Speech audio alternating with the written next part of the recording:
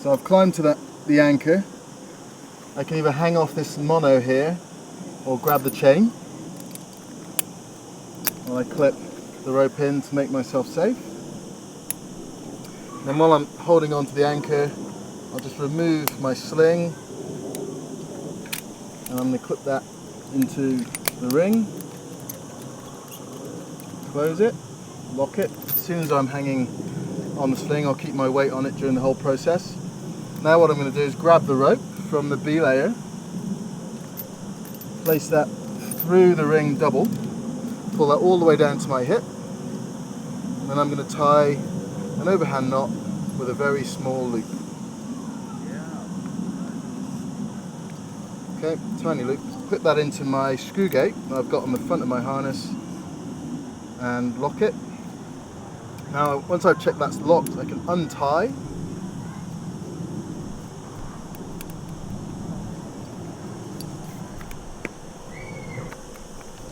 Pull the end through the ring to the anchor so I can see what I've done. I'm going to tie a backup knot in the end of the rope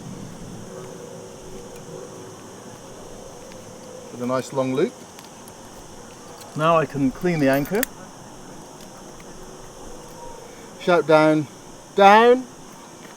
Once the rope comes tight, I pull myself up, test that the rope is holding me and the sling is redundant. That means I've done everything correctly. Then I can unclip my sling. I can leave that hanging and shout lower, and I lower to the ground.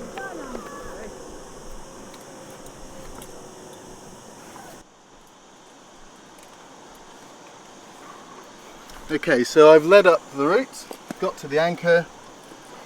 Now I need to make myself safe, so I'm going to clip a quick draw into the top bolt, clip the rope in. Now I'm safe on the belay.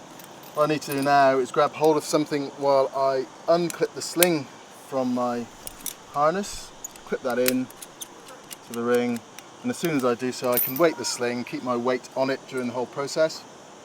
Now I'm going to do this with the end of the rope because the rope doesn't fit through the anchor double, so I'm going to have to use the end. So I'll pull up some slack, I'm going to tie an overhand knot and clip that into the screw gate on the belay loop of my harness. Now I can pull some more rope up from below and clip that into the quick draw.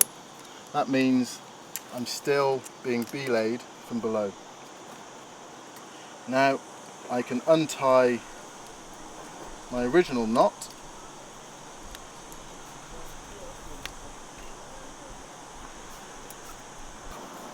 pop the end through the anchor and retie.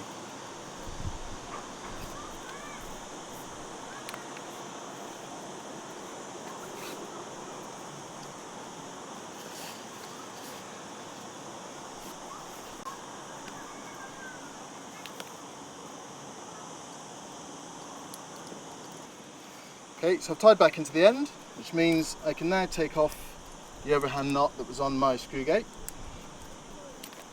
Just pull the slack through, just check what I've done. That looks good. I can clean the anchor and then just shout down to the belayer, down. As I do so, I will pull up off the sling and weight the rope just to see that the sling is redundant and the rope is holding my weight. Now I can take the sling off. I'll just leave that hanging and I'll shout lower. And then I go. Rock and Son have put together this collection of instructional videos, so those of you that have been on one of our courses or holidays can use it as a reminder of what you were taught and what you practiced during the week or weekend. We appreciate that there is often far too much new information to remember it all, and hope these short clips will act as a useful resource for our many clients. They should not be seen or used as standalone instructional videos and can in no way substitute face-to-face instructions from a qualified guide or instructor. However, if you have already been on one of our courses, we think they will be clear and easy to follow. Many of them will have a longer edit with how to avoid common mistakes and other important safety information or improvements to some of the things you may have been taught or that you might see in the short edit.